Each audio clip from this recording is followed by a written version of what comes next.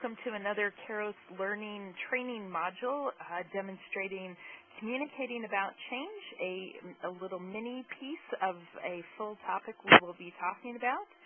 And with the folks online today, I'd like you to indicate using your emoticon tool, how do you feel about change? And the emoticon tool is available with this little pull-down menu, and it is at the bottom of your participant panel.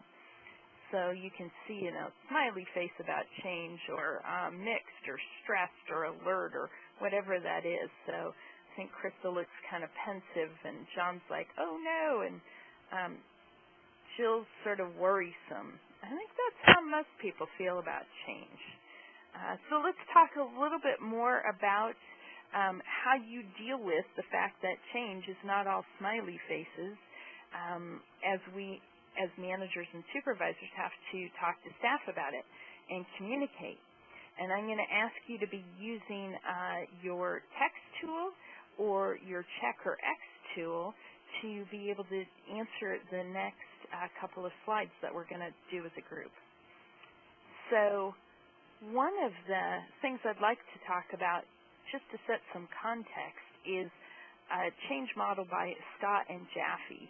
And I always talk about this at the beginning of any change course to give folks a sense of the context of what people are going through during a change process. And this can be a personal change or a change within an organization. But this model lends itself pretty well to organizational change. And usually folks are over here in this corner dealing with denial that change is not going to occur. No, they really aren't going to be rolling out that computer system. They tried that a couple times before, it never happened, so it's not going to happen this time. And then at some point, when they've decided that maybe, that change is going to occur, there's a lot of resistance. And as a manager, you may see some of that resistance, or it may be more of an internal focus. So you're not seeing it externally, but you may be of them not wanting to go along with what the plan is.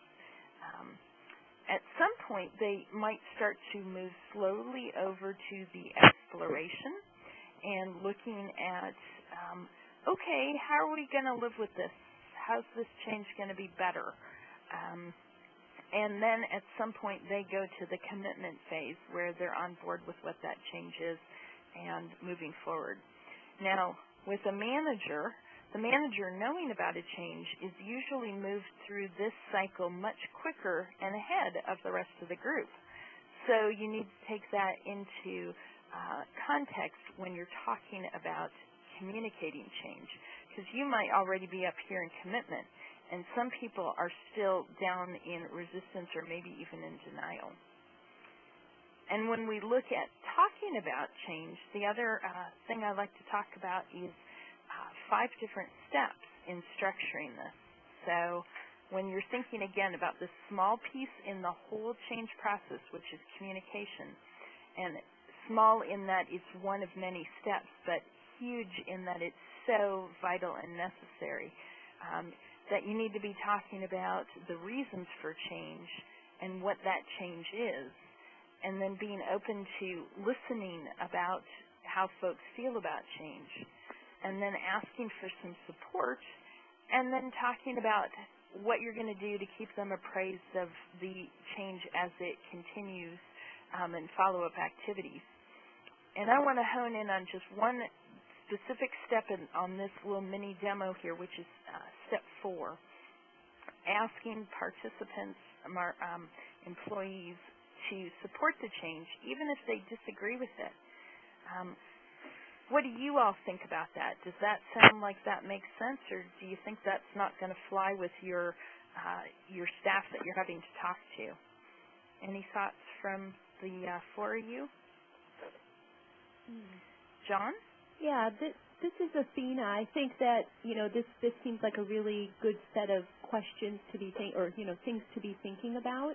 And I think that everybody has different responses to change. So keeping these things in mind, because again, I think, what support, like you said, what support means for someone doesn't necessarily mean for other people, and people will cope differently. So, yeah, I think that, it does seem like a good set of questions. I guess I wonder about the people where, the people where they say they agree, but they actually don't, and then they become, saboteurs in the process. And that, for me, has always been the tricky part.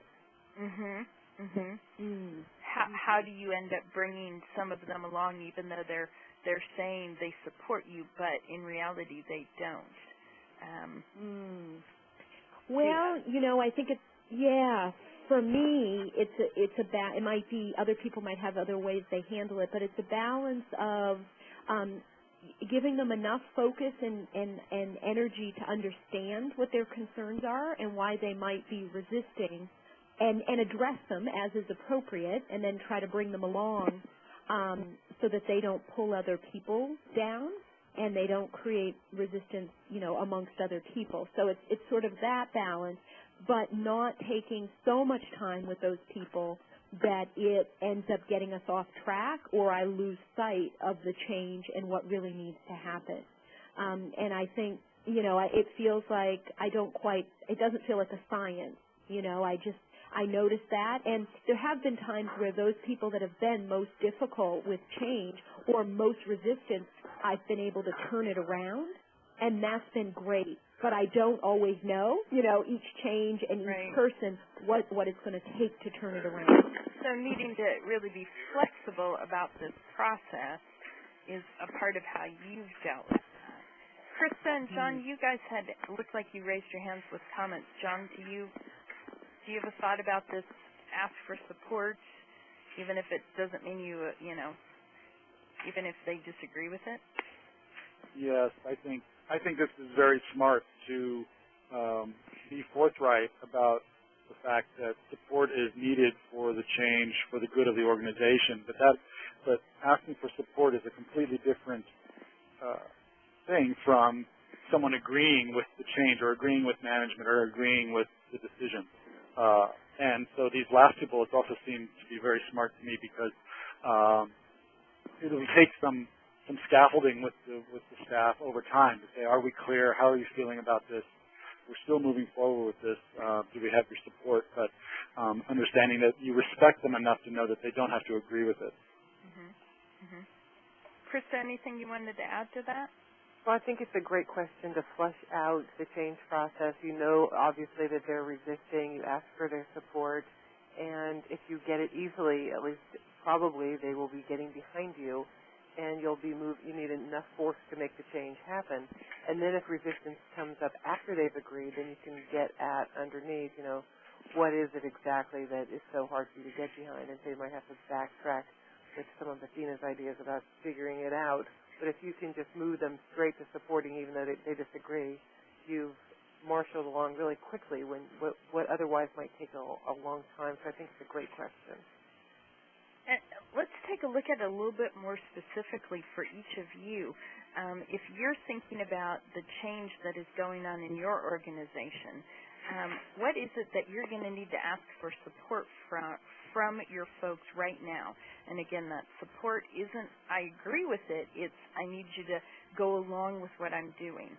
So if you can put your marker into a square, and if you want to just type with your text tool, which is a T or A tool, I want to know what is the type of change that's going on, and what are you asking for support in? What's that look like?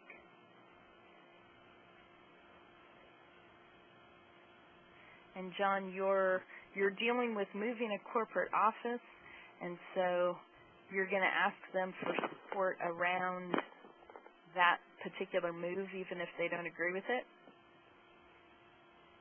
Well, yeah, that's of course. Yeah, we ask for support for that, and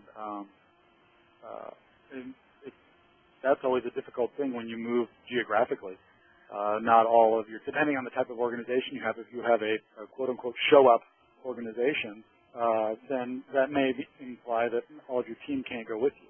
If you're geographically distributed and using co-location and things like that, maybe it's a little easier. But still, nonetheless, it can throw a lot of sensitivities into things. Mm-hmm. Mm-hmm. And Athena, with yours announcing a new accounting system, so what would you specifically be asking for support for at the very beginning of this rollout? Mm-hmm. What do you want them to support on? Yep. So people being willing to take the time to learn the new system. Okay. All right. Yeah, because I could see people being a bit dark about, having to take a time out of their day to learn the system. And, some people have already said they don't agree with the system. They're not happy about the implementation. And the truth is we need to do it for cost savings and efficiency and productivity. So I think that people would say they have an issue with taking the time, to do the training. And part of that would be true, but part of it could also be a bit, resisting a bit. Right. Yep. And we're only taking a look at that stage 4, that step 4 of what are you asking for. Obviously, you'd need to be talking and listening a lot and letting people vent about how hard that's going to be for them and how it's going to impact their work, and then say, okay, and, we are going to be doing this, and so what are we specifically, needing to do right now that I'm asking for you to get behind me on? You don't have to agree. You don't have to like the system, but if we're going to roll this out, this is what I need you to do for me right now. And that's what we're talking about in this step 4 of asking for support.